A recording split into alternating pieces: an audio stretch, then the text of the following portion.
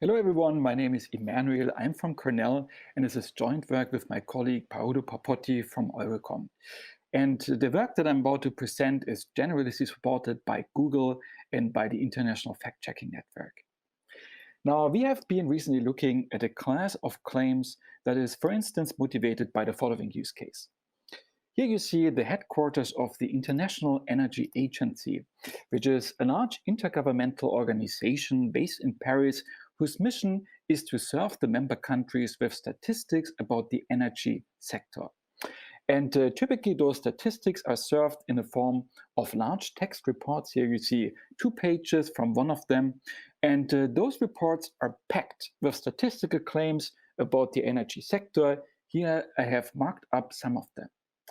Now, those statistics serve as base for policy decisions by the member countries, so it is absolutely crucial that those statistics are correct. And there's like hundreds of pages and thousands of claims. So currently, the International Energy Agency employs an entire team of fact checkers in order to fact check each of those claims, and that process typically takes weeks for one of those reports. Now, generally, those claims are verified by mapping them to one or multiple tabular data sources together with a formula that we can evaluate on that data. And depending on whether the formula evaluates to true or to false, we consider the claim as verified or refuted. For instance, we might have the claim that the global electricity demand grew by 3% in 2017, implicitly comparing to 2016. And we can map that claim to tabular data about electricity demand in 2016 and 2017, also into a formula, for instance, which divides the demand in 2017 by the demand in 2016, and the result should be approximately 1.03 in order to account for the 3%. Now, currently, each and every claim is manually mapped to data and to formulas. Our goal was to automatically generate suggestions for claim translations in order to speed up the verification process. Now, our solution, first of all, uses large neural networks that have been pre-trained for natural language understanding in order to analyze the claim text. Based on that analysis, we make suggestions to the human fact checkers about possible claim translations, and we learn from the feedback of those fact checkers in order to improve our translations over time. Furthermore, we optimize the questions we ask to the checkers for maximum efficiency. Now, this is a high-level overview. You can find more details in our recent papers about this system and the predecessor.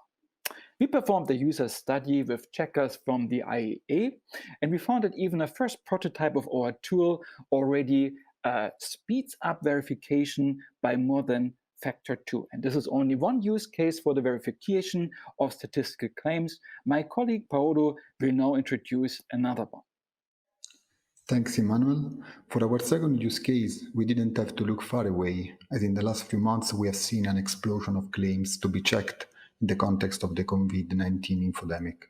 Among those claims, some are indeed statistical claims, and our goal is again to help fact-checkers verify them. Given as input a textual claim, such as France has more cases than US, here at the top, we have built an instance of our system that is able to recognize the datasets and the formula that are needed to verify it, suggesting a decision on the given claim, here at the bottom. As for the previous use case, we trigger a request for human feedback for cases that are still not handled with confidence by our models. Let me give you a quick demo of a system we put online for COVID-19 claims.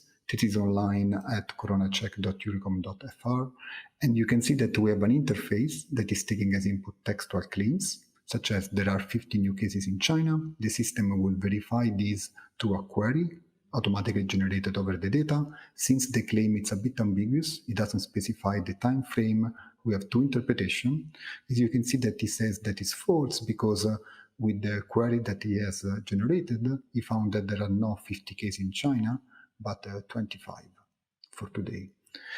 I'm going to show that if we put the correct value, the claim is verified as correct. And of course, we can handle more complex claims. Here there is one about death rate, which can be interpreted as fatality rate or mortality rate, and it's comparing the death rate in US and in Germany. So you see that we have a lot of possible interpretation, and we think this is important to spell out that different interpretation will give different outcome. In some cases it will be validated, in some cases we will say that it's false.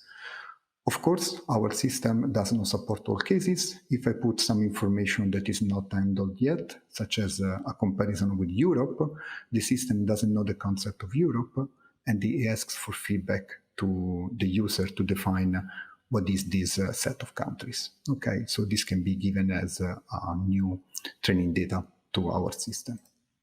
We have tested our solution against some state-of-the-art systems for question answering based on language models.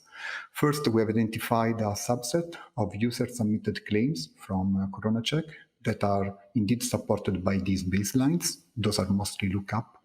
Second, we manually translated them as queries, so to test the baseline against our tool without feedback. So we are in a fully automated fashion here. The results show that we are making progress in the direction of checking statistical claims, but we are still far from 100% accuracy in both scenarios, especially in the more challenging case of energy claims. There are indeed multiple challenges that are still open in checking statistical claims. The first dimension is about the claim complexity.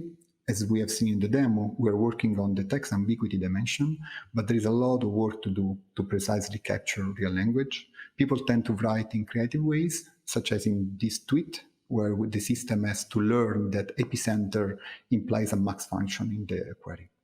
A second dimension is the complexity of the data.